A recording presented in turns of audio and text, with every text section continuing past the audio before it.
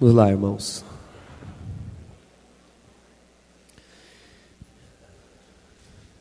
Então nós paramos no inferno, né?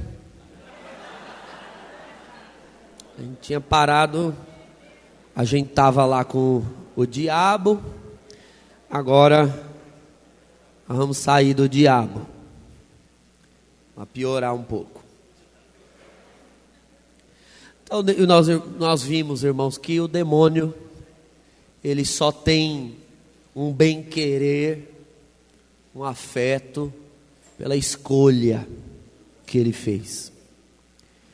Agora, a escolha da criatura não fica sem consequência.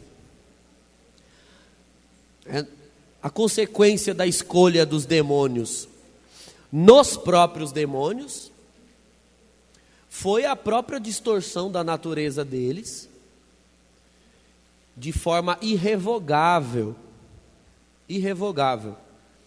Porque os anjos, eles foram criados por Deus com algumas características que são próprias deles.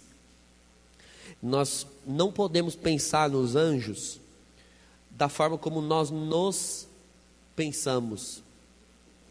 Não é possível, por exemplo, pensar nos anjos, na escolha que eles fizeram, e tentar imaginar assim: mas e se o demônio se arrependesse? E se o demônio se arrependesse, se ele voltasse atrás? E se o demônio pedisse perdão a Deus? Aí é que está.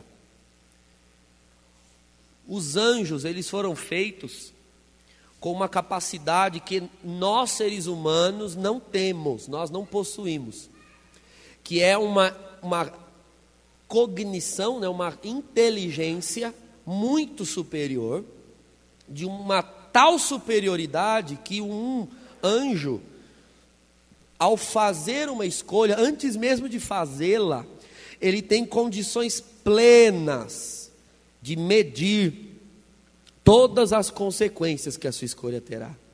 Isso é uma capacidade que o anjo tem. Por que ele tem essa capacidade? Porque ele é um espírito puro. O catecismo diz que esses espíritos puros, que são os anjos, na verdade não tem nome. A gente chama de anjos, mas na verdade anjo é uma palavra grega, né? Angelos, que significa mensageiro. E remete ao ofício de alguns desses espíritos. Nem todos são mensageiros, nem todos, né, levam mensagens de Deus. E os anjos, eles foram criados em espécies distintas. A tradição da igreja nomeia são 9 hierarquias angélicas.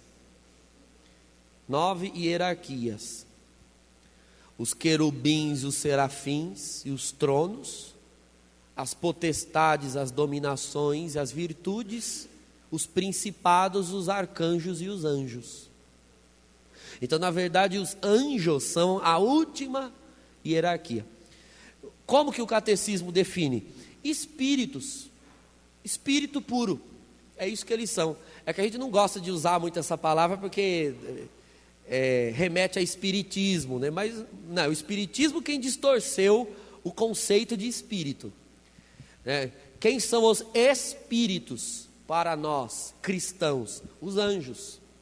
Os anjos são espíritos puros, criados por Deus, e cada qual foi criado com uma função na obra divina. Então o anjo é a sua função. Por exemplo, querubim, essa palavra querubim é hebraica, cherub. Cherub é fogo, é uma chama de fogo. Então existem alguns espíritos desses que Deus criou para rodearem o seu trono, né, o trono de Deus. E quando nós estivermos lá, o Senhor nos dando a graça. Qual é a impressão que nós teremos dos querubins? Eles são grandes labaredas de fogo ao redor do trono de Deus. É a luz do trono de Deus. São os querubins. Querubim, esse im em hebraico é sempre o plural, né?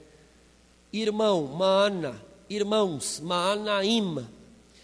Deus, deuses, Elohim, né? Então, querubim, são fogos ao redor do trono de Deus. É um show pirotécnico, pum, em volta do trono, são os querubins.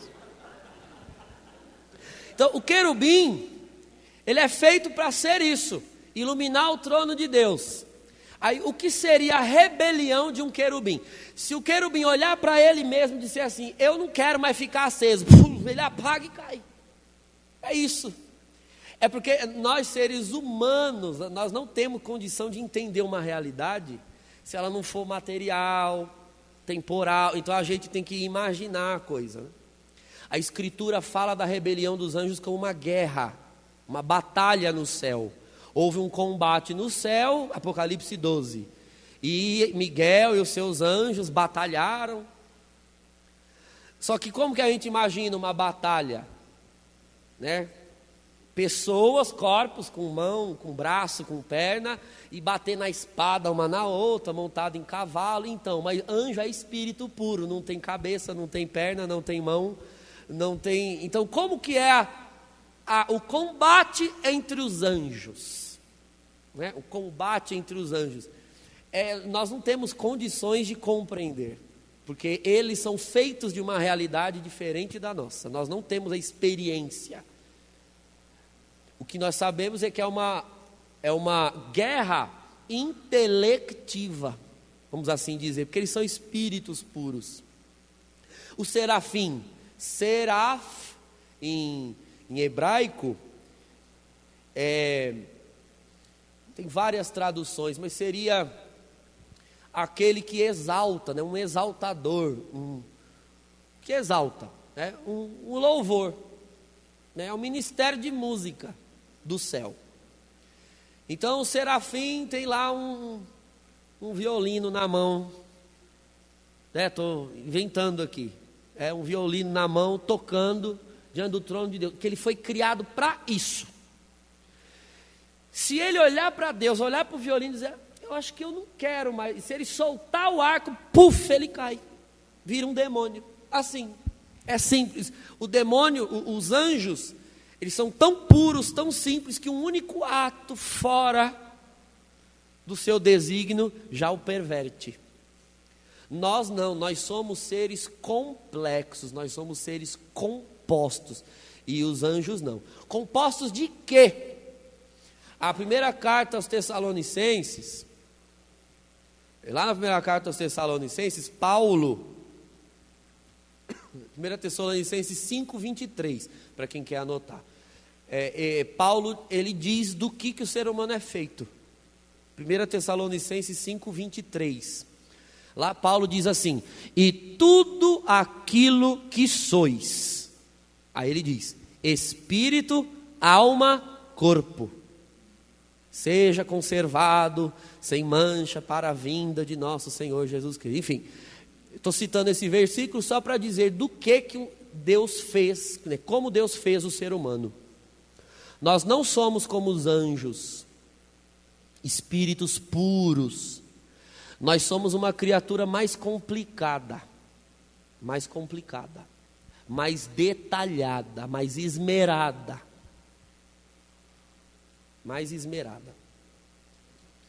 Os anjos não, são muito simples, muito simples. Então, como que Miguel, segundo o Apocalipse, como que Miguel ganha a batalha? Com um grito. Grito também, entre aspas, porque se ele é um espírito puro, ele não tem garganta para gritar, né? Não, nós não temos muito essas categorias, né? A filosofia diz que nós somos seres de tempo e espaço. A gente não consegue imaginar nada fora do tempo e do espaço. Então, quando eu comecei de manhã falando, Deus é anterior a todos os tempos. Se você ficar forçando muito o cérebro para tentar entender o que é uma coisa antes do tempo, começa já a dar uma dor de cabeça, aí você já quer uma Neusaldina, porque é um conceito que não cabe na nossa mente. Porque tudo o que nós conhecemos é dentro do tempo e do espaço. Ou seja, tudo é na sucessão do tempo e tudo está em algum lugar ou ocupa algum espaço. Né? Você conhece alguma coisa que não está em lugar nenhum? Me diga alguma coisa que não está em lugar nenhum. Eu não sei, porque você não está em lugar nenhum. Eu não sei. Então nós não sabemos, nós não temos essas categorias. Então os anjos são espíritos puríssimos. Miguel vence, né, o demônio de que forma? Porque o demônio quer ser o quê? Nós vimos agora, como Deus. Ele não quer se bastar como Deus se basta. Então, ele quer ser como Deus. Aí, Miguel, quem é? É um desses espíritos puros que diante dos demônios recorda a eles, né, de alguma forma que só os anjos conhecem, de alguma forma com a qual eles se comunicam. Miguel lembra a eles, quem é como Deus? Aí eles ficam putos, entende? Porque eles querem ser como Deus. Aí chega Miguel, mas quem é como Deus? Lá não, ninguém, seus trouxa, entende? É assim que Miguel... Então, na verdade, Miguel é a vitória sobre os demônios. Por quê? Porque ele é o modelo de humildade entre os anjos. Ninguém é como Deus. Não adianta vocês quererem ser algo que só Deus é. Uma criatura não pode querer ser Deus pelo simples fato dela ser criatura. Ela passou a existir a partir de algum dia. E por mais que nós vivamos para sempre, nós surgimos algum dia, Deus nunca surgiu. Acabou isso, já basta. Não tem como eu querer ser Deus, porque para eu ser Deus, eu deveria existir desde sempre. E eu não existo desde sempre. Eu existo porque Ele me chamou à existência. Agora, quando Deus nos fez compostos, né, de uma forma como os anjos não são. Estou falando só anjos porque é importante que você entenda que o que são demônios? São anjos. Anjos pervertidos. Mas eles não deixam de ser aquilo que eles foram criados para ser. Né? Por exemplo, qual a diferença entre o Papa Francisco e o Fernandinho Beiramar, né? A pessoa mais virtuosa e o pior dos bandidos? Qual deles é mais ser humano? Os dois são seres humanos. Não importa a condição, a dignidade em que a pessoa está. A condição de imago Dei, de imagem de Deus, ela é irrevogável. Irrevogável. Então, uma pessoa sentada num trono de ouro e uma pessoa jogada na sarjeta, ambas são imagem de Deus. Então, os anjos, os demônios são anjos. Não deixam de ser, porque esta é a condição da natureza, é a natureza deles. Então, todos os atributos que um anjo tem, os demônios têm. A inteligência superior, a sabedoria superior. Santo Tomás, no início da Suma Teológica, tem um tratado grande sobre os anjos, e ali ele dá detalhes sobre a natureza dos anjos. Os anjos têm uma capacidade de deslocamento que nós não temos. Então, para um anjo sair daqui agora, e ir ali no Japão, ele vai como fosse num único segundo, né? Porque ele não é corpóreo. Então, não sendo corpóreo, ele não está preso às categorias de tempo e espaço. Um ser corpóreo, para passar daqui para cá, vai um tempo, né? Nem que seja 1 milésimo de segundos. Eu me desloco no espaço e no tempo. Então não tem como eu sair daqui e num pulo aparecer no Japão, porque eu sou um ser físico, eu estou preso ao tempo e ao espaço. Eu vou levar um certo tempo para me deslocar num determinado espaço geográfico. O anjo não. Ele já está lá. Então, dá a impressão de que ele é um ser onipresente, mas não é uma onipresença, é uma capacidade de deslocamento feroz. E ele tem uma inteligência, uma astúcia, uma perspicácia muito superior à nossa, muito superior. Agora, Deus nos fez seres corpóreos. Primeiro elemento para compor o ser humano, Deus fez o ser humano corpo. Por quê? Ele não podia nos ter feito também um outro tipo de espírito puro? Poderia. Poderia, mas Deus nos deu corpo por uma razão. Isso que eu vou dizer, João Paulo II sinalizou de dizer na sua teologia do corpo.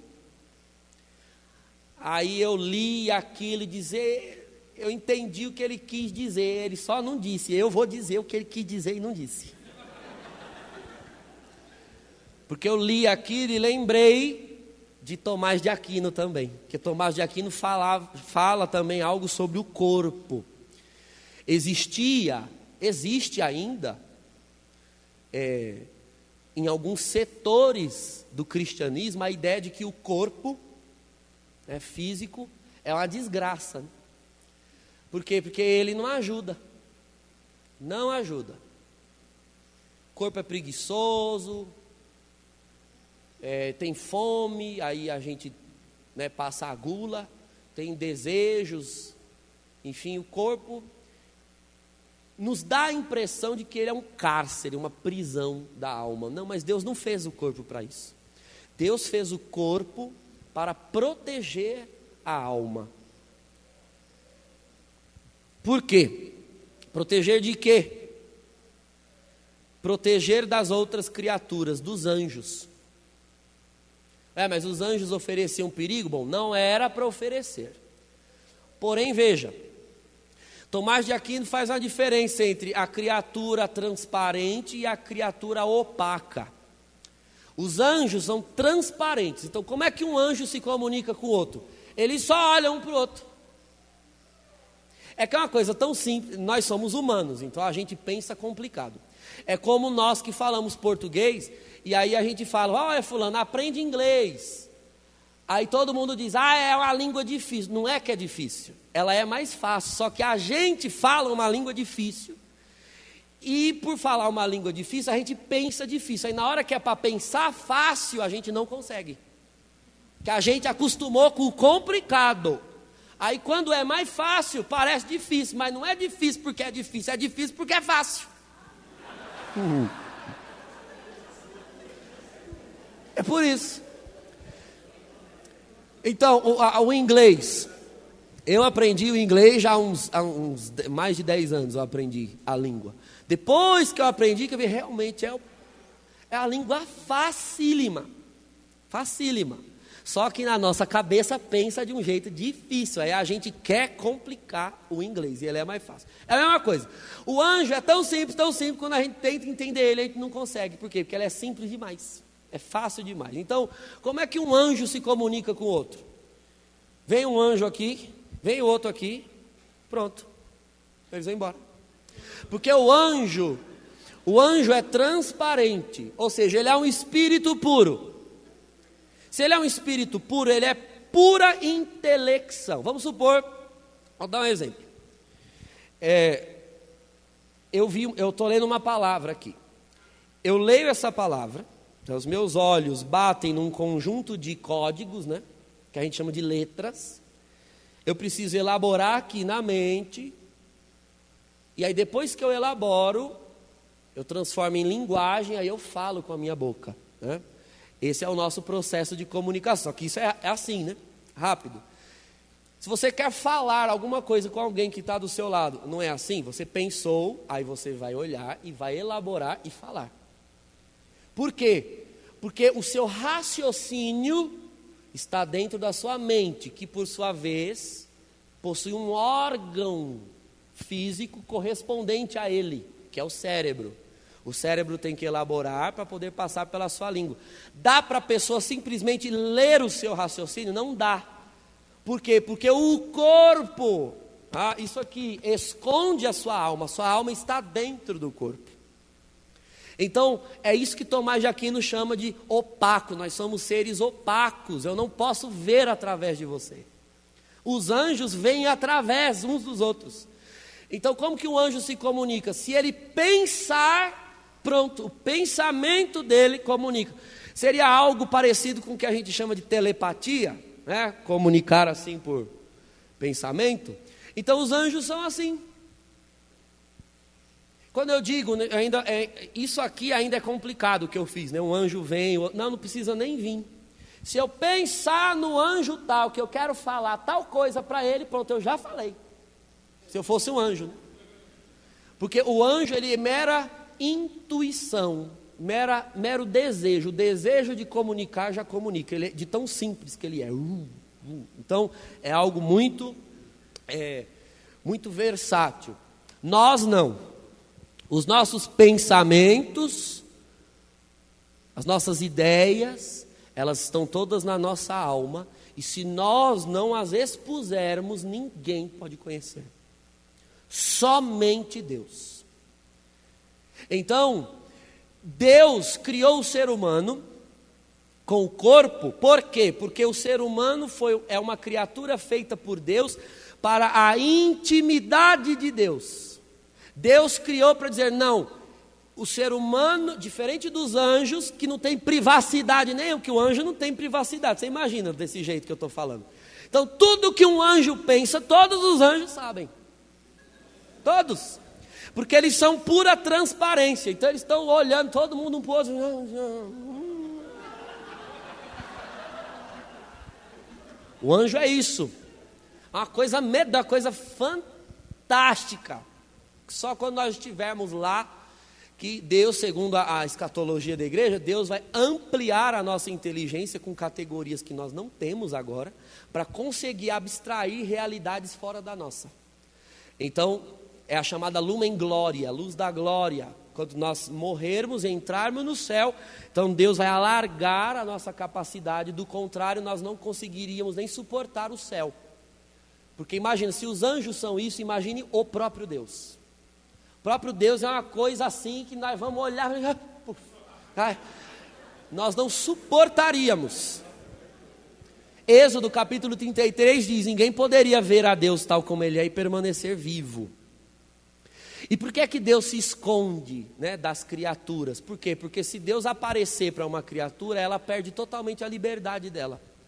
Deus é tamanha beleza, tamanha sedução, tamanho amor. Deus é de tal forma, tudo aquilo para o que nós somos feitos, porque nós somos feitos por Ele, para Ele e nele, que se Ele aparecer aqui na minha frente, eu não teria nem a liberdade de escolher por Ele ou não. Nós simplesmente nos jogaríamos, nós nos renderíamos, porque a criatura não teria a opção. É como um mega imã, sabe? Se ele aparecer, puff, a gente gruda nele. Então é por isso que Deus se esconde. Deus se esconde. Ele não aparece diretamente ao homem, ele vai tentando seduzir. Por quê? Porque ele quer que a criatura o aceite de forma livre. Só que para a gente ter liberdade, ele tem de se esconder. Porque se ele aparecer, a gente se joga nele. Buf, na hora. Tamanha a atração que Deus exerce sobre a criatura. Então, nós fomos feitos para intimidade com Deus. Como nos guardar para a intimidade com Ele? Ele nos deu o corpo.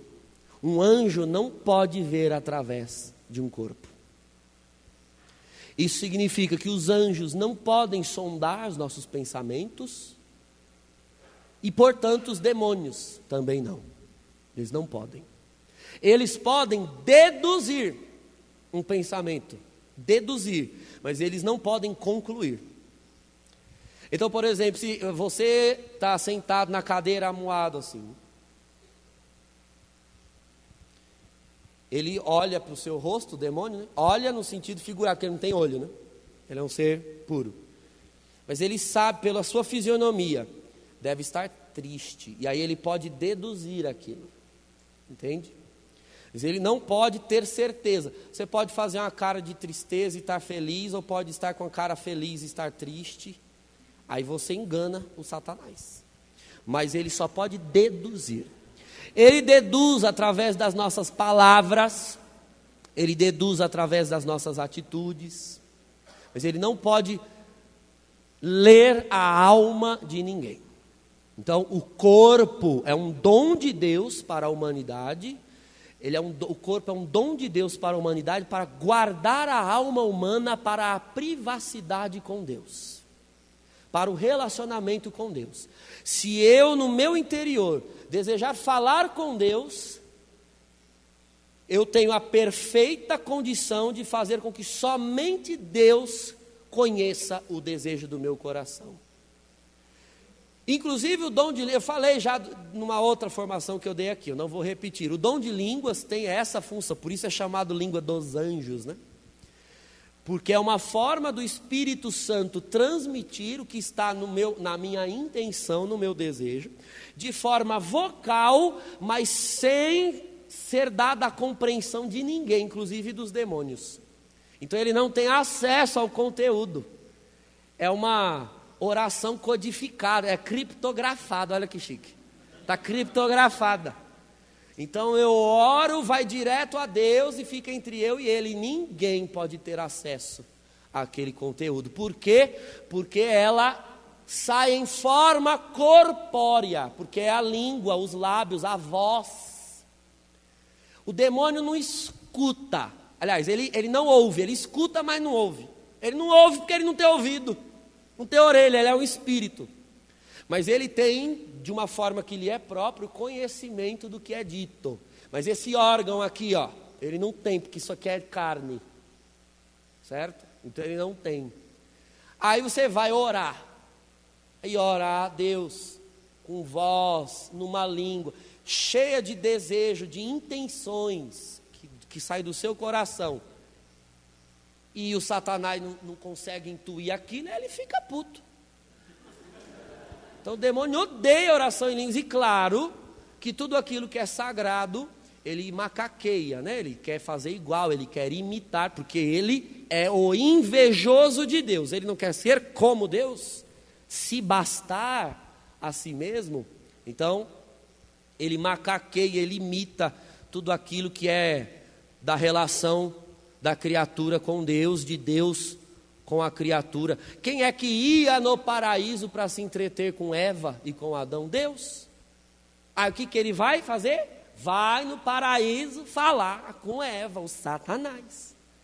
Tinha que ser o tinhoso, porque ele quer imitar a Deus. Ele foi falar com a humanidade. Você ia fazer uma pergunta? Então, mas ele não entra, aí é que está. O demônio não entra no corpo porque ele não ocupa espaço.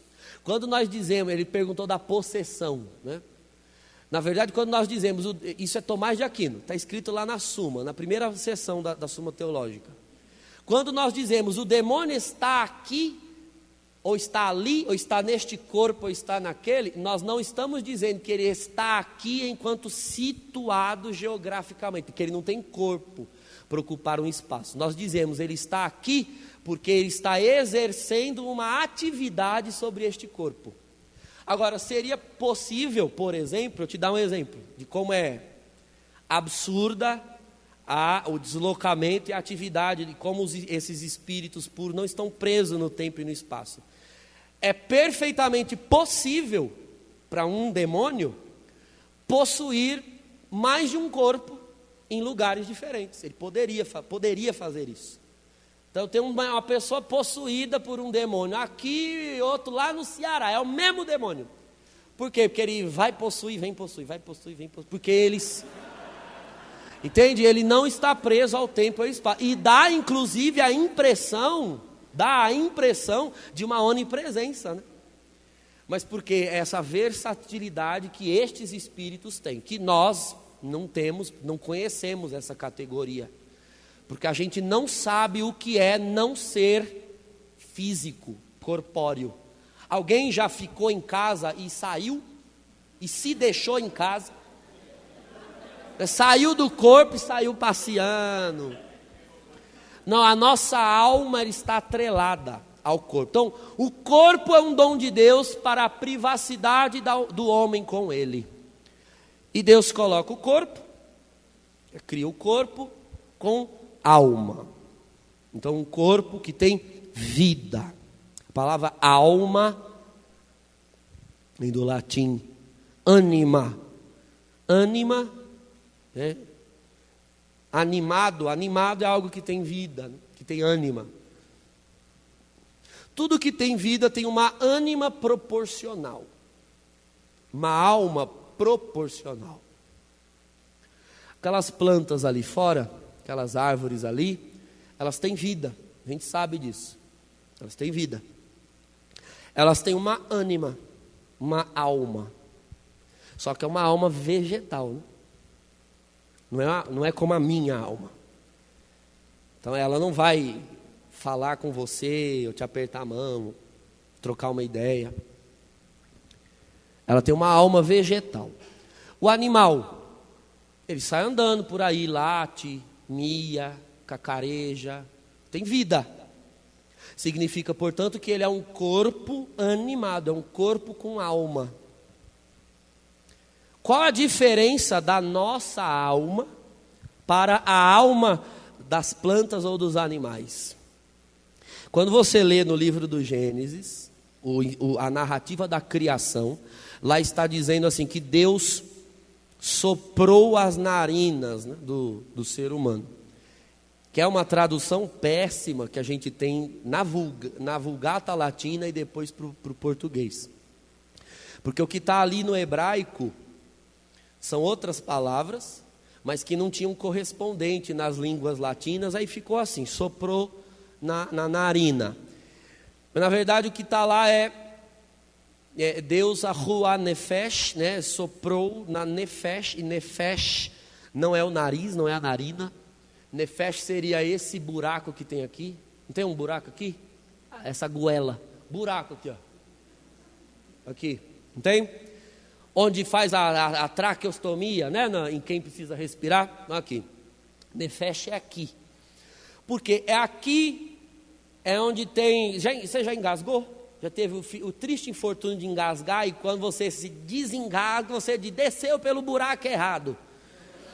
Porque é isso mesmo, tem 2 buracos aqui. Tem 2 buracos aqui, que o próprio organismo trata de fechar um quando abre o outro, né? E abrir o outro quando fecha um. Então, é o ar, é o por onde passa o ar e o tubo digestivo. São os 2. Então, o povo semita, o povo hebreu, eles tinham consciência de que aqui é o núcleo da vida. Por aqui passa tudo que é fundamental para a vida, tanto o hálito quanto o alimento. Então é aqui, é o lugar onde os 2 se encontram, é aqui. Então o nome disso aqui é nefesh, para o hebreu. Se tudo que é fundamental para a vida está aqui, então isso é um poema, né? Na mentalidade semita. Deus pôs o sopro da vida aqui. Ele sopra aqui. Aqui é onde está o ânimo da minha vida. Por onde eu respiro, por onde eu bebo, por onde eu como. Aqui. Então Deus sopra. Agora, a palavra que está lá, ruah, né? Ruah, nefesh. Ruah é uma palavra feminina no hebraico, né? Seria a espírito, mas na nossa língua é masculino. O espírito. Deus sopra algo dele no homem. Dele no homem. Deus não soprou na árvore, não soprou no cachorro, Deus soprou no homem.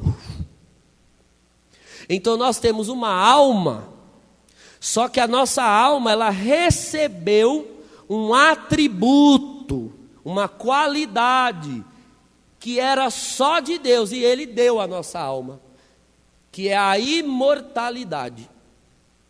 E essa é a diferença da nossa alma para as outras almas. A árvore, quando ela morrer, ela morre porque ela não tem mais alma. Ela morre porque não tem mais ânima. O cachorro, quando morre, morre porque não tem mais ânima. Se apaga, né? Se aniquila o ser da alma. Então não tem um céuzinho de Francisco de Assis, um canil celestial. Não tem. Não tem. Você não vai encontrar o seu cachorro no céu. Já morreu, acabou, sinto lhe informar. Tá? E se isso é um peso insuportável, vamos orar. Vamos orar para Deus cuidar.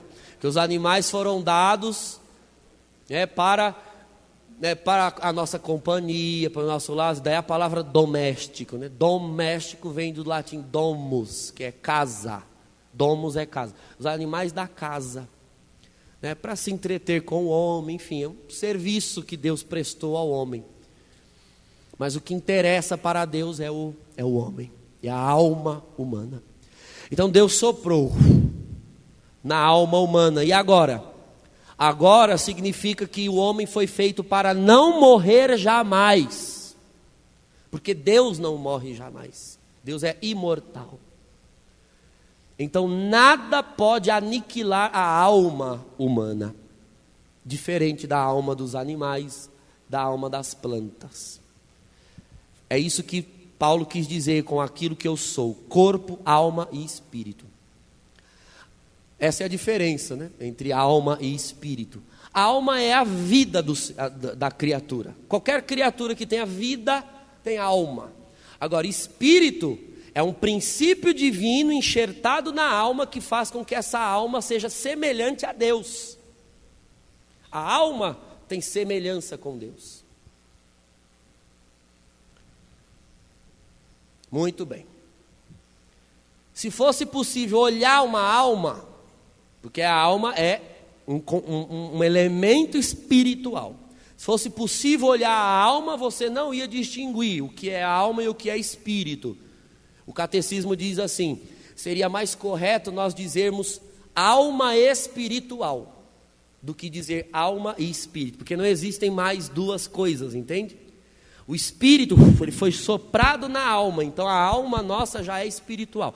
É como você olhar aqui, esse copo, a gente aprende na escola que aqui é H2O, né? Você tem hidrogênio e oxigênio. Agora, olhando aqui para esse elemento, você não vê o que é hidrogênio e o que é oxigênio.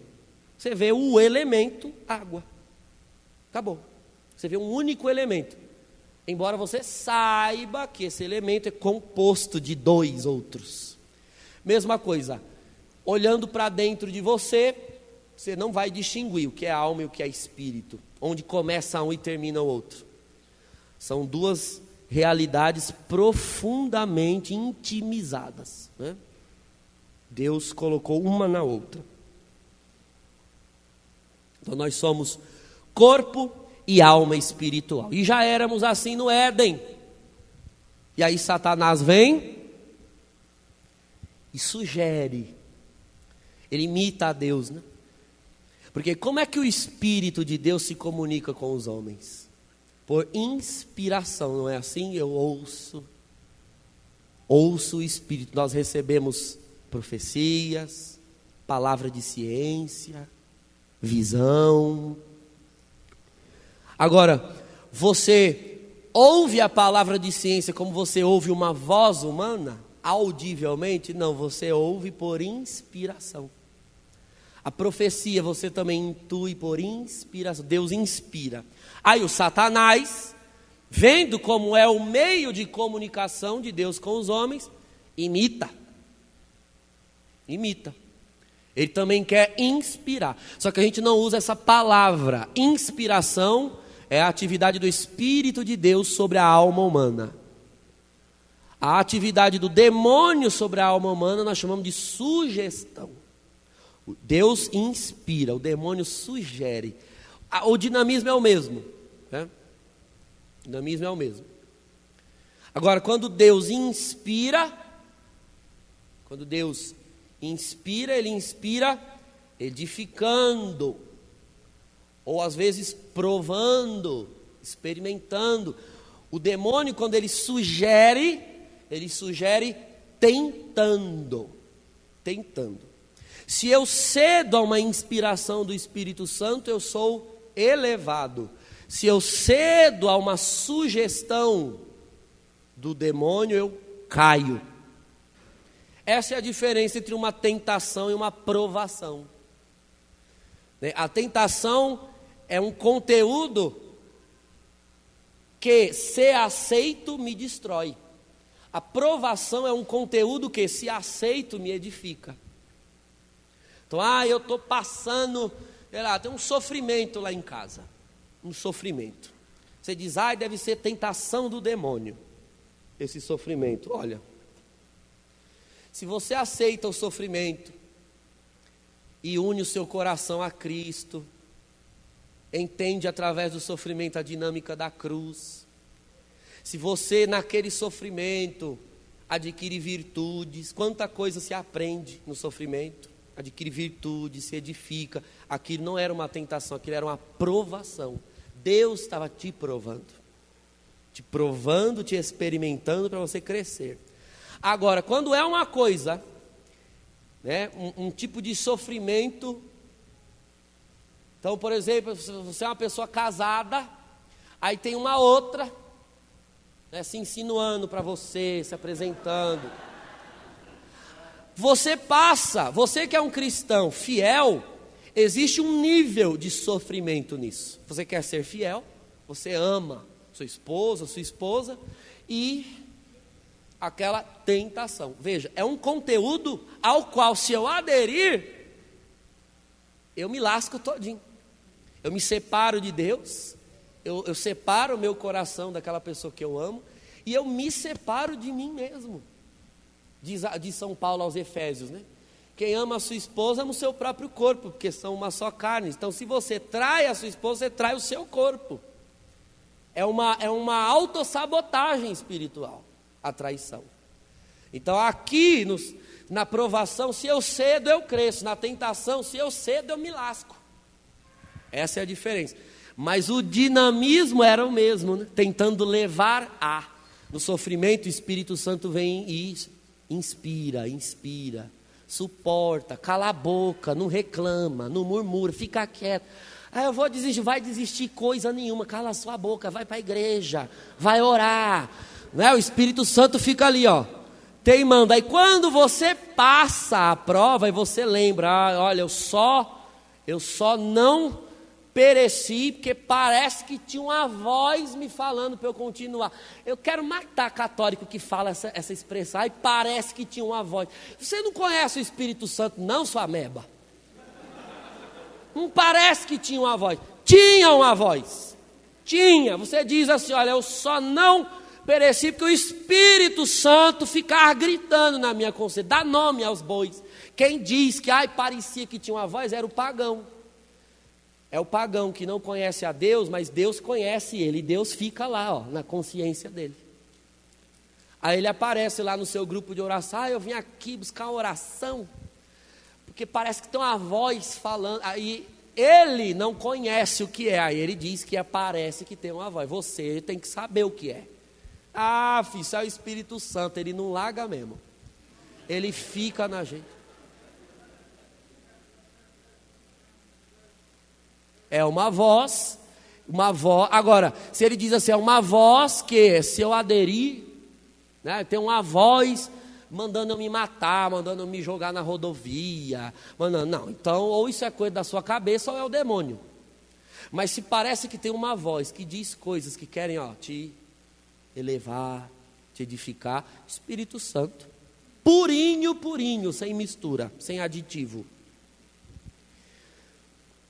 Agora veja, irmãos, quando o ser humano aderiu à proposta do diabo, o que é que o ser humano se tornou? Ele se tornou, a pessoa humana se tornou na sua proporção humana aquilo que o demônio se tornou na sua proporção angélica. O ser humano agora, depois que aderiu à tentação original, ao pecado original, o ser humano agora se tornou inclinado a querer se bastar a si mesmo, fechado. Essa é a nossa tendência humana. E detalhe, ninguém ensina a gente a ser assim. Ninguém aprende a ser assim. A gente nasce assim, a gente já nasce desgraçado. Já nasce assim. O nome disso é pecado original. Vamos entender, o pecado original.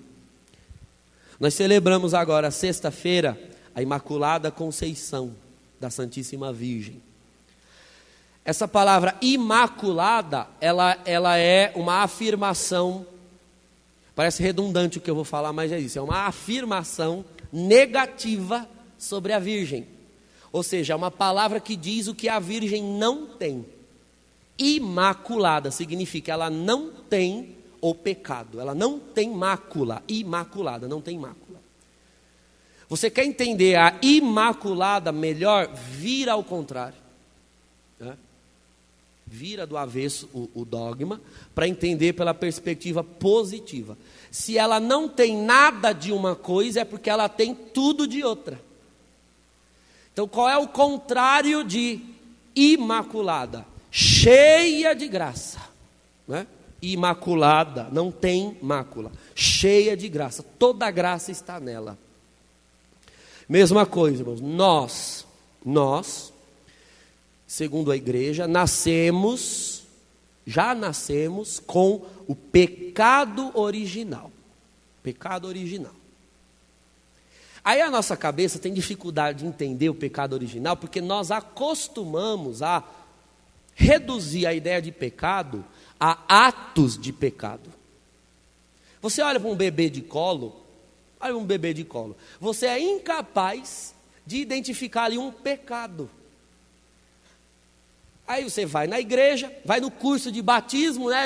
Aí a pastoral fala para você, as crianças elas estão com o pecado original e tudo. Aí você olha para o bebê no seu colo e fala, gente, mas ele só dorme, mama, caga, mija, chora, não faz nada. Que pecado essa criança tem? Então, qual é a sua dificuldade? Você associa pecado com o ato de consciência deliberada. Pecado é uma realidade mais ampla. Pecado é uma ausência de Deus. Pecado não é uma coisa ruim que está na pessoa, é o contrário. É a falta de algo que tinha que estar lá e não está. Então a gente diz mancha do pecado, mas isso é uma forma alegórica, uma linguagem figurativa. Mancha, não é que tem uma mancha na alma. Na verdade, a alma está vazia de algo que deveria estar lá e não está. E o que é esse algo? A graça. A gente não nasce com a graça. A graça ela tem que ser injetada. Foi alcançada para nós por Cristo e ela é dada no batismo. Agora, quem melhor explica tudo isso que eu estou falando é Santo Agostinho, num livro seu, A Graça, chama A Graça, o Tratado da Graça de Santo Agostinho. E quem que ele usa para ilustrar o pecado original na natureza humana? As crianças. As crianças. Você quer ver o pecado original? As pessoas olham para as crianças e dizem, não dá para ver nenhum pecado, não dá para ver pecado pessoal. Mas você quer ver o pecado original? Olha para elas. Eu vou te ensinar aqui a partir de agora. Todo moleque que você vê, você vai olhar e dizer, o pecado original, que desgraça nesse menino. É uma desgraça. Santo Agostinho diz assim, a criança é o ser humano no seu estado mais puro. Mais puro. Pois é, então você quer ver que situação que o ser humano nasce, olha para ele. Pega uma criança. Pega outra criança. Bota as duas juntas para brincar. E dá uma bola só. Uma bola só para as duas. Conta no relógio, 5 minutos. elas vão estar se pegando. Em 5 minutos uma chega, mas ela não deixa eu brincar. Deixa ela brincar um pouquinho. Aí dá na mão do outro, o outro pega. Tá bom, já brincou. Perceba como a maioria das crianças, elas têm dificuldade, elas não sabem dividir, elas não têm alteridade. E quando você já tem um filho, que é criança, e tem outro. O ciúme. Quem ensinou ela a ter ciúme? Ninguém ensinou. Ela não foi para a escola aprender. Olha, sua mãe e seu pai são propriedade sua. Você percebe que existe um instinto em que o ser humano nasce, o ser humaninho pequeno, ele nasce achando que o mundo gira em torno dele. Pega o moleque e vai andar no shopping, no mercado, vai andar com ele. Você já andou com a criança no mercado?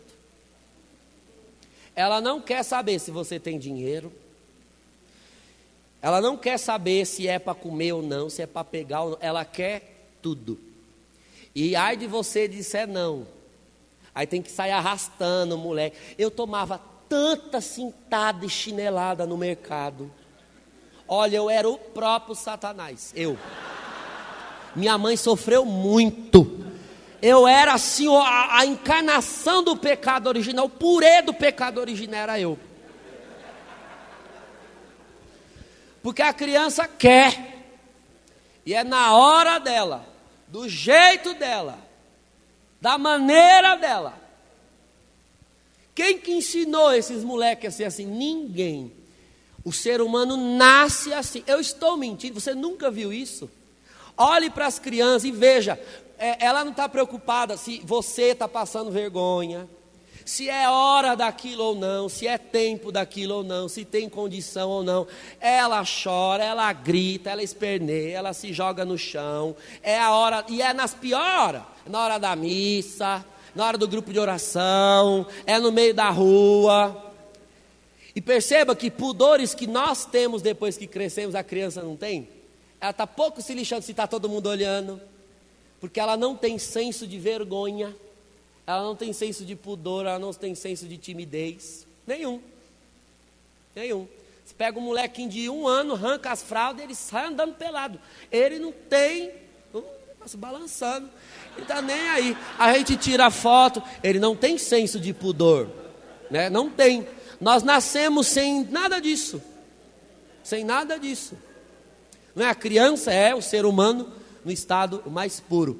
Comece a observar, a partir de hoje você vai assimilar cada vez melhor como a criança é egoísta. Tadinho, não é culpa, veja, não é uma culpa pessoal. É isso que eu estou falando. Ela nasce assim, eu nasci assim, você nasceu assim. Nós tivemos que ser criados, né? Educados. Em outras palavras, qual é o trabalho dos pais? É arrancar a criança do mal. Perceba, nós nascemos no mal. A gente nasce ruim. O ato de educar é tirar do mal, porque a gente nasce daquele jeito.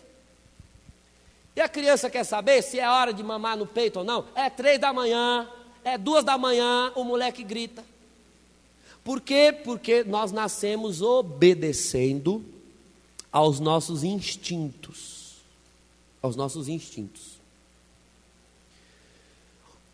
Então, o ser humano, agora você vai anotar isso aqui.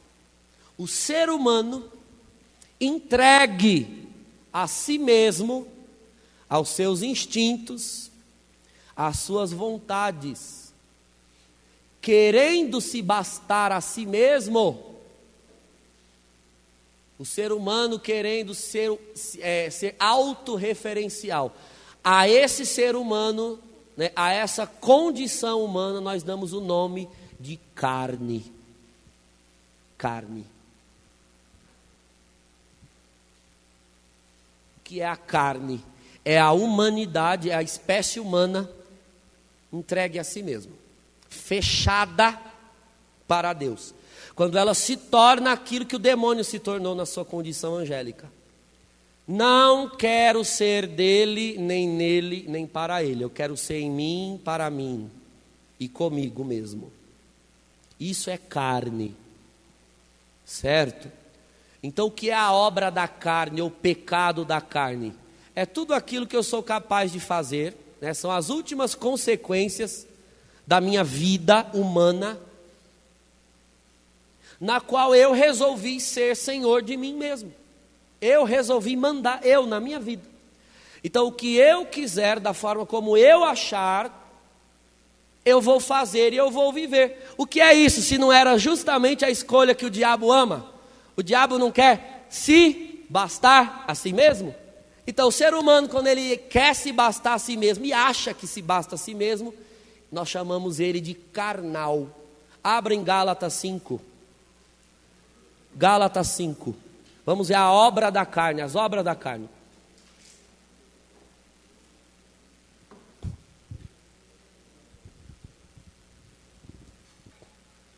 Você vai abrir, nós vamos ler um trecho, Gálatas 5. E por que nós vamos ler? Porque nós cristãos temos uma dificuldade de entender a diferença entre carne e corpo, que não são a mesma coisa. A maioria de nós associa, né? Por quê? Porque o corpo é feito de carne, né? Óbvio. Então todo corpo é carne, mas nem toda carne é corpo. É isso que a Escritura quer ensinar. No grego, a língua em que o Novo Testamento foi escrito, na língua grega, existem duas palavras diferentes: soma e sarx. Soma é o corpo, isso aqui é soma para o grego. Soma. Já ouviu falar em somatizar? Somatização, psicossomático.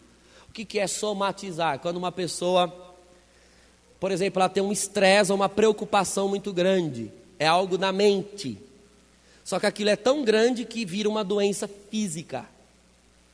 Aí você investiga, não acha nenhuma causa física, aí o médico diz, não, ó, é psicológico. E é uma doença verdadeira, tá lá, a perebona. Esses dias minha mãe teve uma herpes zoster. Minha mãe parecia um pastel frito, cheio de bolha, pareceu, a coitada ficou de cama, 1 mês, não conseguia andar. Aí foi investigar, é um vírus que fica incubado na pessoa, mas ele pode aflorar em caso de estresse, preocupação. Tem várias doenças que aparecem assim. Diabetes, pressão alta. Tem pessoas que já têm a predisposição àquela doença, mas se ela tiver um estilo de vida tranquilo, pode passar a vida inteira sem se manifestar.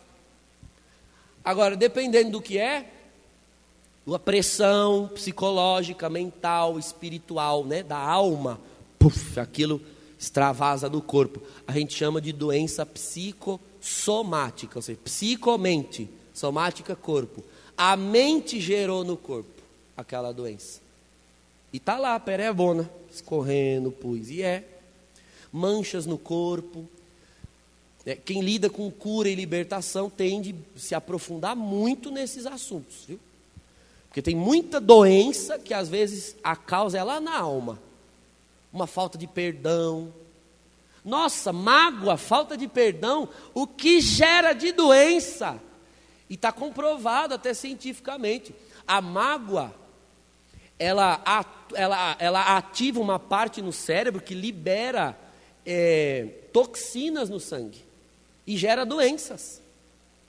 Então, perdoar, além de ser uma questão fundamental para entrar no céu, é fundamental para você não morrer antes da hora. A mágoa mata, o ressentimento mata. Fundamental. Então, isso é soma, tá? Corpo. Agora, existe uma outra palavra no grego, que é sarx. Sarx é carne. Tudo que existe, né? É a mesma palavra, sarx, usada para se referir aos animais. no grego. Então, o animal. Os gregos não falavam assim, ali está o corpo de um animal morreu. Ele não vai usar para o animal a palavra soma. Soma é o corpo humano. Soma, corpo humano, corpo. Animal é sarx, porque ele é um outro tipo de corpo. É um corpo preso dentro dele mesmo. Então o animal é isso, um corpo preso dentro dele mesmo. Por exemplo, o animal tem sede e tem água na frente dele. O que ele vai fazer? Beber, gente. Ele vai beber. O animal tem fome e tem comida na frente dele. O que ele vai fazer? Comer. O animal está com sono e tem a caminha ali na frente dele. O que ele vai fazer? Dormir. O animal, ele nunca será capaz de se contrariar. Ele não tem essa capacidade. Ele pode ser contrariado, ele pode estar com fome e você arrancar a comida dele. Mas ele, diante da comida, jamais vai se recusar. O animal não vai olhar para você, vai olhar para a comida e dizer, olha, não, hoje eu não vou comer, que eu vou fazer jejum. Por amor a Deus. E aí o cachorro junta as patinhas e reza em latim. Au, au, au, latindo, enlatindo. O animal não vai fazer isso. Por quê? Porque o animal é um corpo preso dentro dele mesmo. O animal obedece todos os seus instintos. Ele é sarx, ele é carne. Ele está preso dentro dele mesmo. O animal não vai olhar para a caminha, vai olhar para você e vai te seguir porque ele ouviu que você está indo para a vigília. Ele quer ficar acordado a noite toda por amor a Deus. Ele vai passar por cima do sono. Ele não vai fazer isso. O animal tem sono, ele dorme. O animal tem fome, ele come. E come qualquer coisa que tiver na frente dele, até o que não presta. Porque ele não tem critério para discernir o que presta e o que não presta, o que é saudável e o que é nocivo. Água, se ele está com sede, até água suja, do esgoto ele bebe. Ele não tem critérios. Não, o meu lá de casa tem. Bom, algum reforço positivo e negativo foi dado a ele, algum adestramento. Porque o animal não tem esse critério interno, certo? A cachorra da Ana lá, que destruiu a casa dela toda. É assim. É assim. Irmãos, é sério, veja lá, Gálatas 5:19. Está escrito, ora, as obras da carne são essas. Atenção aqui, não vamos ler ainda. Deixa eu traduzir isso aqui. A palavra grega que está aí é sarx. As obras da carne. Ou seja, o que Paulo está querendo dizer? O ser humano, você, ser humano, se você quiser viver fechado dentro de você mesmo, como um animal, né, uma carne presa dentro de si própria, não querendo ser nem dele, nem nele, nem para ele, não tem lei em cima de mim, não tem Deus para mim, ninguém manda em mim, eu nasci assim, eu cresci assim, Gabriela, se você quer estar assim, você é carne. Carne, é o que está escrito aí. A obra da carne, o ser humano que não quer. E às vezes não é que ele não quer porque ele rejeita, ele não quer porque não conhece. Atenção, tem muita gente que está na carne porque não conhece, não recebeu o Espírito. Que ser humano é esse? Todo aquele que não conhece o Evangelho. O ser humano sem Cristo, sem o Espírito de Deus, é carnal. Então, o que é que vai sair de um ser humano carnal? Aí tem a lista. O que é que sai do ser humano carnal? Olha lá. Fornicação, impureza, libertinagem, idolatria, superstição, inimizades, brigas, ciúmes, ódio, ambição, discórdias, partidos, invejas, bebedeiras, orgias e outras coisas semelhantes. Então olha aqui para mim. Às vezes eu estou atendendo confissão Aí a pessoa diz assim: padre, eu cometi o pecado da carne. Aí eu fico tentando imaginar, mas será que ela foi numa churrascaria? A nossa sociedade associou carne com corpo. E nós acostumamos a achar que pecado da carne é só pecado sexual. Olha aí no versículo 20. Qual é a primeira obra da carne que está citada no versículo 20? A primeira: idolatria ou superstição, depende da tradução. Idolatria é um pecado do corpo? Não é do corpo. Ai, estou com a vontade de fazer uma idolatria hoje. Não é um pecado do corpo, mas é da carne. Você entende a diferença? É da natureza humana sem Deus. Isso é carne. Isso é carne. Você e eu, entregues a nós mesmos, irmãos, nós começamos a nos afeiçoar com todos os sentimentos contrários a Deus. Ó, veja aqui: inimizades, brigas, ciúme, ódio. Onde tem briga, irmãos? Onde tem divisão? É a carne.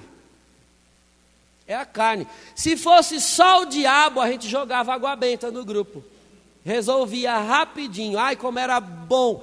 Gente, eu gostaria muito de dizer para você que 90% do combate na igreja deveria ser contra o diabo. Era ótimo. A gente pegava uma caixa d'água, exorcizava a água, tacava sal bento, óleo bento, pegava um caminhão pipe, jogava na igreja, o cão saía.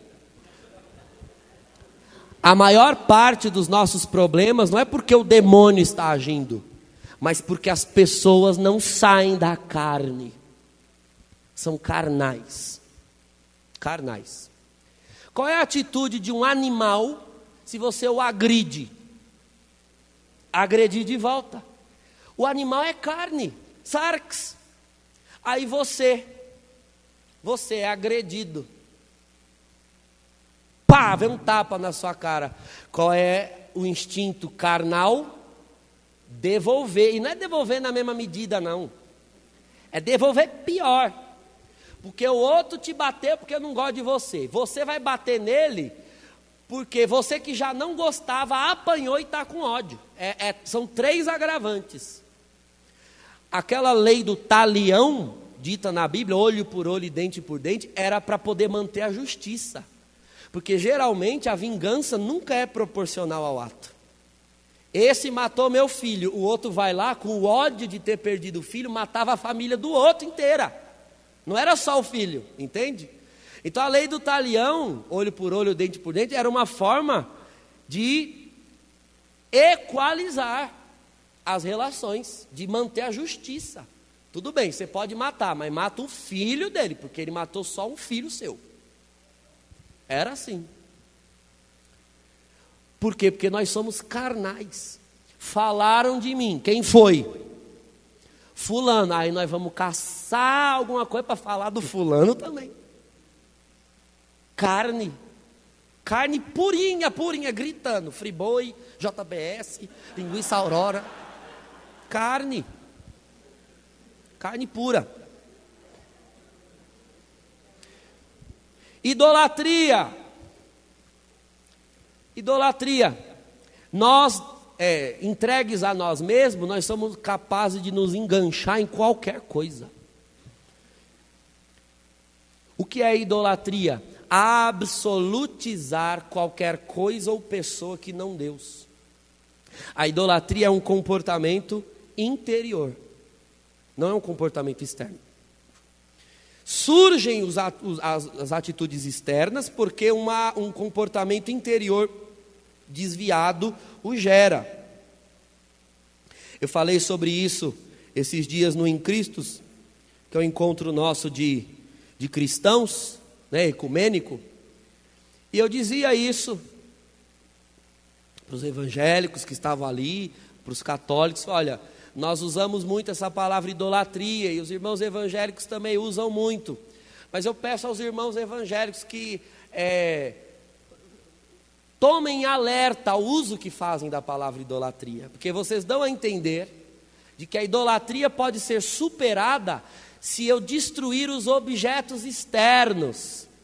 Então tem uma imagem de Nossa Senhora aparecida na sua casa, vamos quebrar a imagem, puf, pronto, acabou a idolatria nessa casa. Mentira, mentira. Imagem, eu quebro essa, eu boto outra no lugar, porque a idolatria não está lá, a idolatria está aqui. E é perfeitamente possível ter idolatria com imagem ou sem imagem. Se as imagens fossem a razão da idolatria no cristianismo, se essa fosse realmente a razão, pode ter certeza que nem imagens existiriam nas igrejas. E se nós descobríssemos hoje que as imagens são causa da idolatria, nós quebraríamos todas, eu seria o primeiro. Acontece que a idolatria não é causada por algo de fora. A idolatria é fruto do meu fechamento em mim mesmo. Eu quero me bastar, porém, mas, contudo, entretanto, todavia, nós não fomos feitos para nos bastar. Nós precisamos de algo que está fora de nós, que é Deus. Só que quando eu não quero Deus, ou eu não conheço, não me foi apresentado, eu começo a depender de qualquer outra coisa ou qualquer outra pessoa. E eu faço daquela coisa ou daquela pessoa a razão de ser, a lógica da minha vida. Lembra o Logos eterno de Deus, que é o Filho? Mas se eu não conheço o Filho, se ninguém me apresentou o Filho, eu vou tornar qualquer coisa ou pessoa o absoluto na minha vida. É fácil você identificar uma idolatria. Olhe para a vida da pessoa, olhe para as escolhas dela, para os comportamentos dela e verifique ali o que ou quem na vida daquela pessoa ocupa a maior parte da vida dela, dos pensamentos dela, das preocupações dela. Aquilo é o Deus dela. Esse é o ídolo. Entende? Tem pessoas que idolatram o seu time de futebol, não vive sem. Se perder, é depressão, é psiquiatra. Vai parar no psiquiatra. Mata, morre, perde amigos e família por causa de um time de futebol. Outros, um candidato na política. Mata, morre, fica sem comer, tira do bolso se for preciso, para promover o outro, para que ganhe.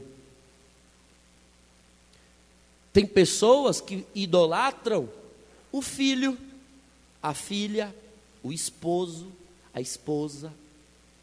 Se tiver que escolher entre Deus e o filho, ela escolhe pelo filho e larga Deus. E usa Deus como pretexto. Não, mas Deus me deu o filho, é para eu, ele é a minha prioridade. Não, a sua prioridade é nosso Senhor. Se uma doença vem e pega o teu filho, ou você acha que não pode acontecer? Ou não existem mães que choram os seus filhos? Se o seu filho for o seu ídolo, se ele cair, você cai junto. Se ele sumir, você some junto. Por quê? Porque fez do ídolo a razão de ser da sua vida. Não confunda idolatria com amor, porque não são a mesma coisa. Não são a mesma coisa. Então, a idolatria nada mais é do que o comportamento humano natural de quem não conhece o Filho de Deus, não tem o Espírito de Deus. Inveja. A inveja, segundo Tomás de Aquino, é a dor ou a tristeza interna pela felicidade do outro. Perceba como nós, seres humanos, carnais, tá? Carnais. Nós, na carne, somos competidores. Na carne, nós somos competidores. Voltamos nas crianças. Você quer ver a carne gritando na inveja? Olha para a criança. Eu tenho um sobrinho de 7 anos. Eu estudo a carne no moleque. É o meu estudo, é meu laboratório, é minha cobaia carnal. É o meu sobrinho, que eu amo de paixão, pelo amor de Deus.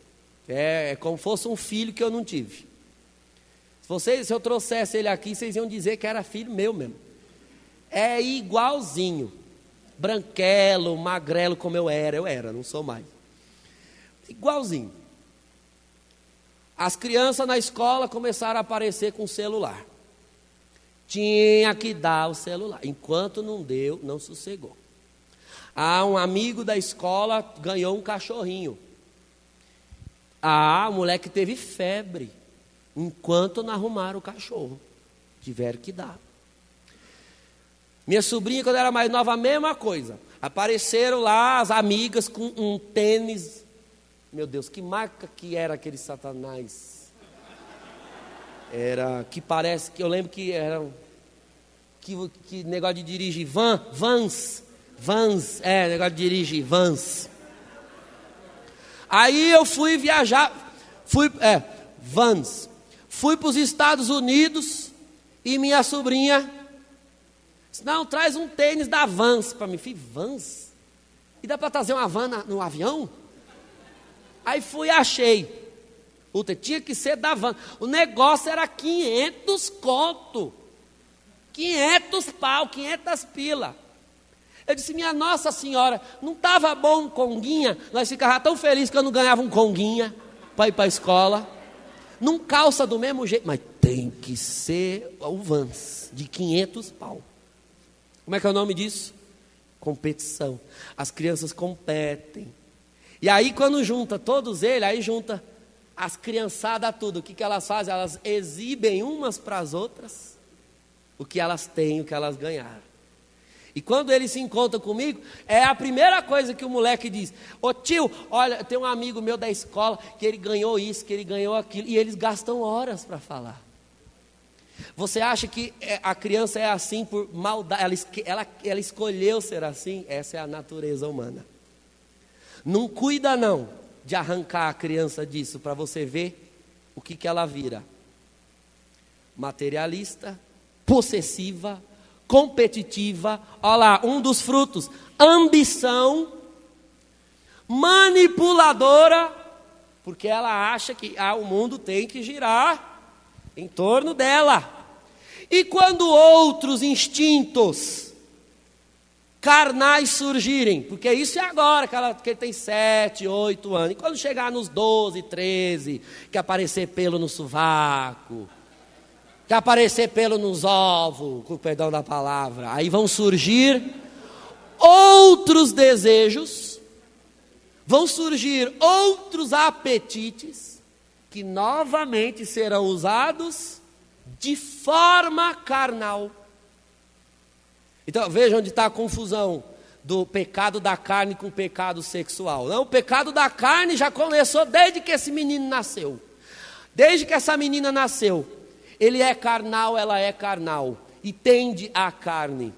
Quando surgirem os apetites sexuais sofrerão a tendência de ser usados de forma carnal. Aí vão surgir os primeiros pecados da lista: fornicação, impureza, libertinagem. Os últimos lá, orgias. Ou seja, o instinto carnal, animal, deu vontade, eu faço, deu vontade, eu pego, deu vontade, eu boto para fora. Sem lei, sem escrúpulo, sem trava, sem impedimento. Isso é um ser carnal. Entregue a si mesmo. Quando você quer, do seu jeito, do seu modo, da sua maneira, você é carne.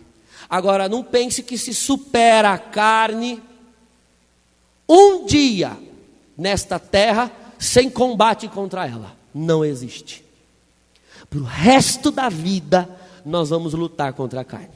Para o resto da vida. Por mais cristãos que sejamos. Por mais cristãos.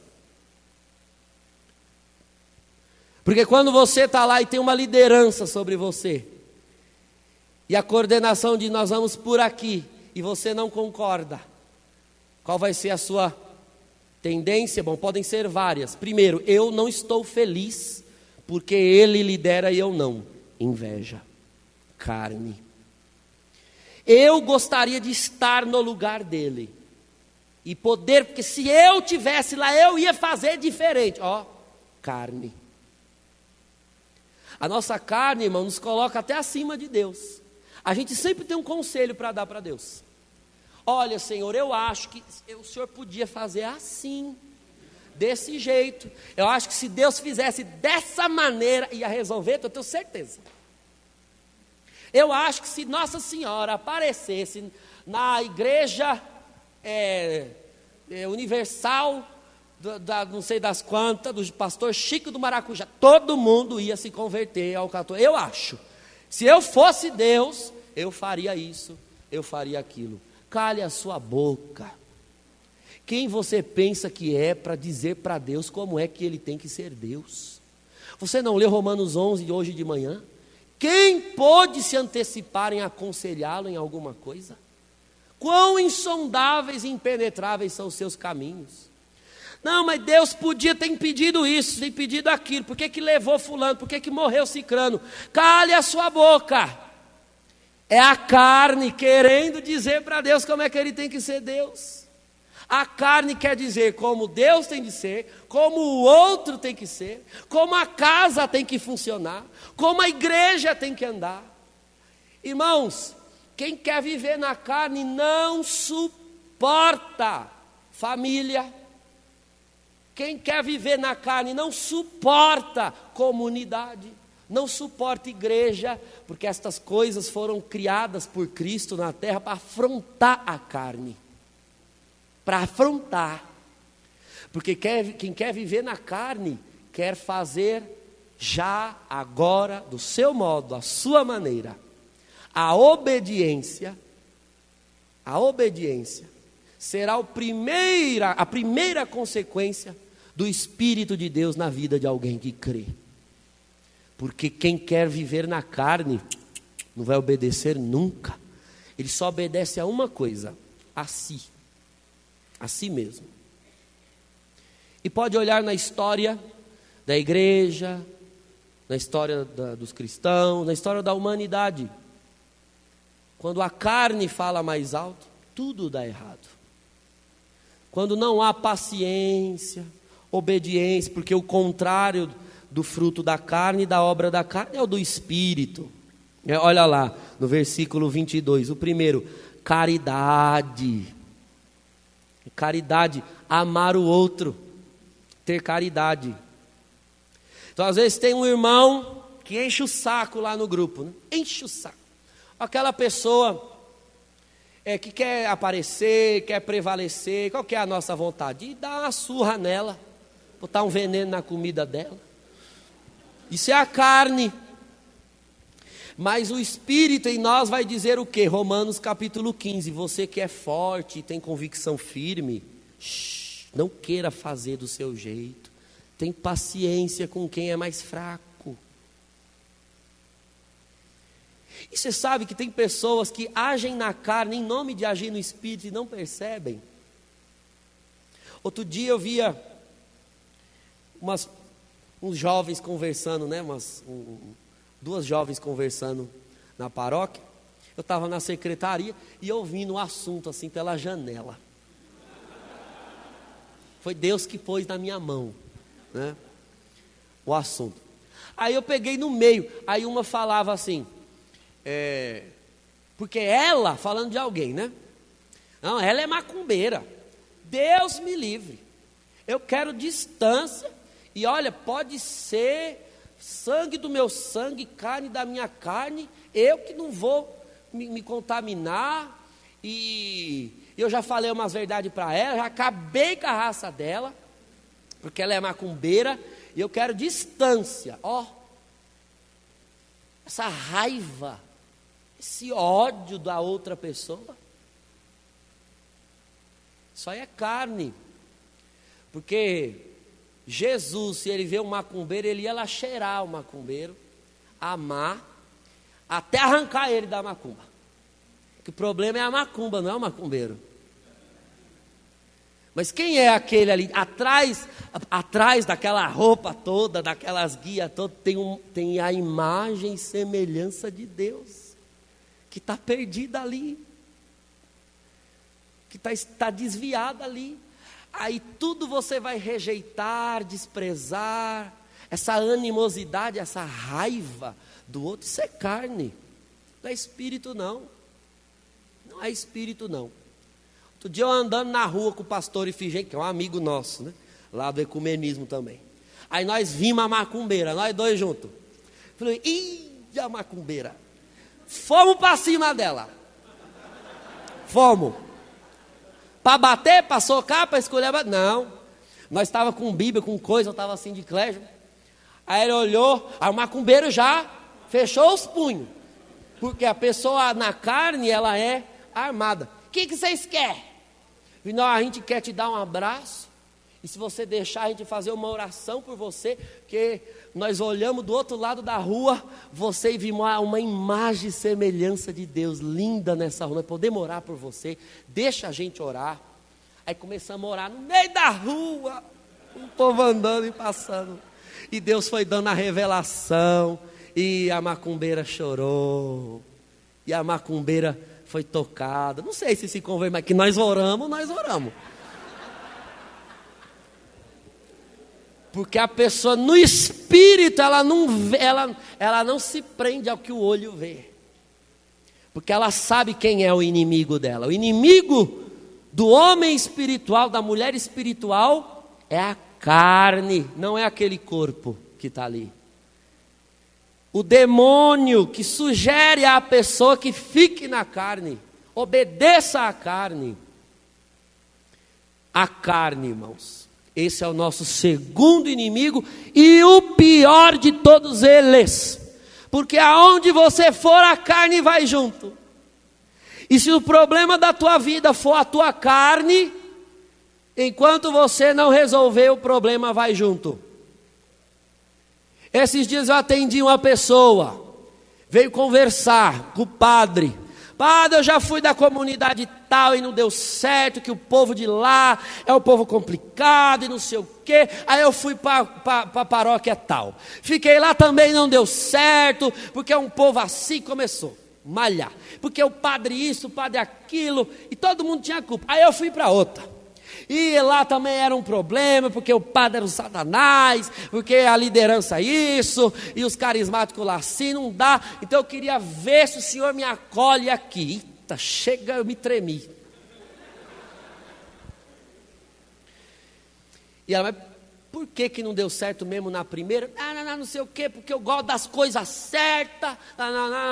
E na segunda, ela dava justificativa, aí no meio saía a frase, porque eu gosto das coisas certas. Aí foi para outra, deu outra justificativa, porque eu gosto das coisas certas. Falei, o seu problema é você.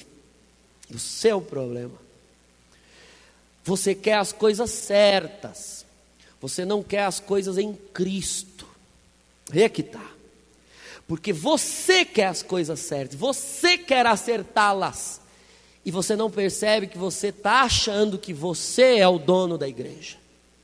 E porque você sabe o que é certo, elas têm que ficar certas na hora que você acha que elas têm que se acertar. E aí, em nome da verdade, em nome do certo, você fere os irmãos, machuca os irmãos, xinga os irmãos, rejeita os irmãos. Você quer tudo certo, mas você não quer se acertar. Você não está certo. Você não sabe esperar. Você não sabe orar. Você não sabe calar sua boca, ficar quieto. Você não sabe deixar Deus agir, o Espírito mudar as pessoas e não você. Você quer mudar as pessoas com a sua língua, com as suas palavras, com a sua bronca, com a sua correção. Você acha que a solução da igreja é fazer um monte de reunião para acertar as pessoas? Eu acho que Deus, quando voltar, pode ser que Ele não nos encontre unidos, mas reunido Ele vai encontrar. Porque é tanta reunião, é reunião a marcar outra reunião, que é para combinar uma reunião, e faz um monte de reunião, quando na verdade o que muda as pessoas é o Espírito Santo. Pode escrever diretriz, pode escrever norma, se você não mudar a sua carne, a norma não entra. O Espírito não entra. Se você não aprender a se contrariar. Porque para amar o outro com caridade, só se contrariando. Mateus capítulo 5. Para encerrar essa primeira parte da manhã. Mateus capítulo 5.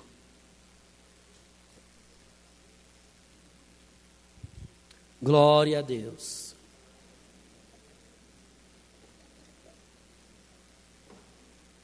Mateus 5.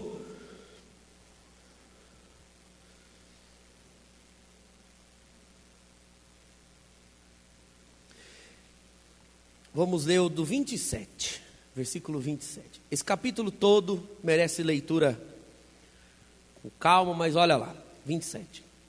Ouviste o que foi dito aos antigos: não cometerás adultério. Eu, porém, vos digo: todo aquele que lançar um olhar de cobiça para uma mulher, já adulterou com ela em seu coração.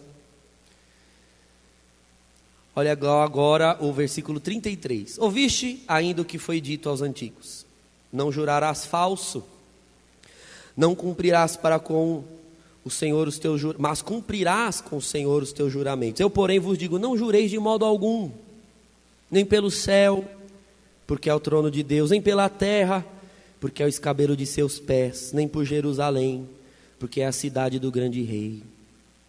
37. Dizei somente sim, se é sim, não, se é não. Tudo que passa além disso vem do maligno. 38.